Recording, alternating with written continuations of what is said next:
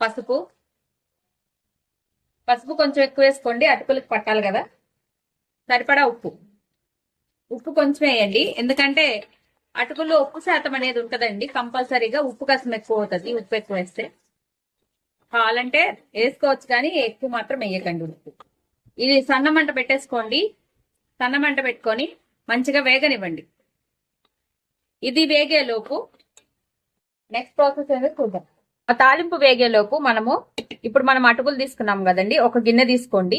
ఒక గిన్నెలో అటుకులు పోసుకొని జస్ట్ కడిగి పక్కన పెట్టుకోండి. జస్ట్ ఒక్కసారి కడుక్కోండి, పై పైన ఉన్న మట్టి డస్ట్ అంతా పోతుంది. చూసారా, ఇప్పుడు నేను ఒకసారి కడుక్కున్నానండి. ఎక్కువసేపు కడక్కండి, మెత్తబడిపోతాయి నా అటుకులు. ఇప్పుడు ఈలోగా అది వేగిపోయిందండి.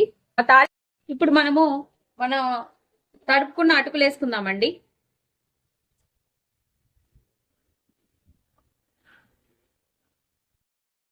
అటుకులు మొత్తం వేసేసుకుందాం.